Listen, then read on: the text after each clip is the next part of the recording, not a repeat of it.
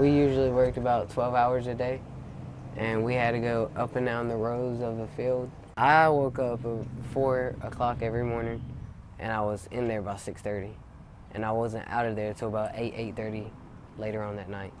I was topping the sucker and cutting the flowers off the tobacco and all. I worked for about like 12, 10 hours. Every day? And except Sundays. Well, it will surprise many to know that here in the United States, in places like North Carolina, children as young as 12 can work even 72 hours a week here in the fields. That is something that is perfectly legal. What human rights groups are asking is it right?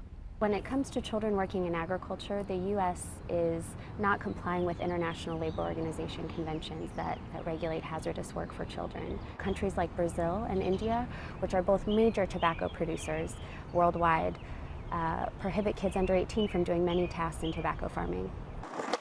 Last summer, Brandon and his younger brother Fernando, now 15 and 13, worked long days picking tobacco.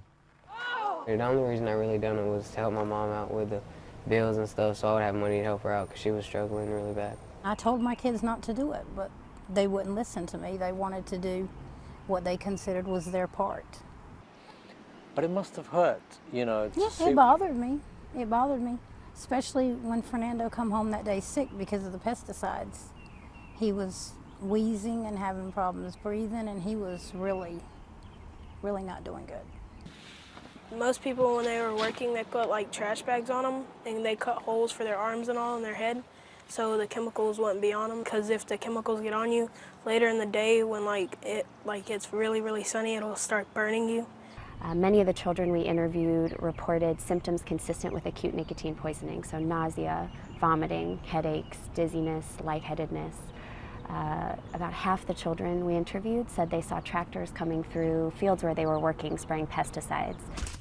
There are laws here to say if children work, it does have to be outside school hours, but tobacco farmers like Joey Scott say it's part of tradition that children work in the fields anyway, and that it's good for them.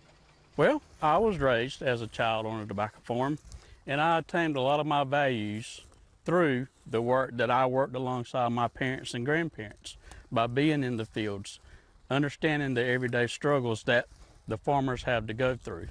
As far as being safe, I was safe. My parents felt safe enough for me to be here, and I'm an 8th generation farmer, and my kids are 9th generation farmers, and that's the way they learn their responsibility, is through helping our family on our family farm.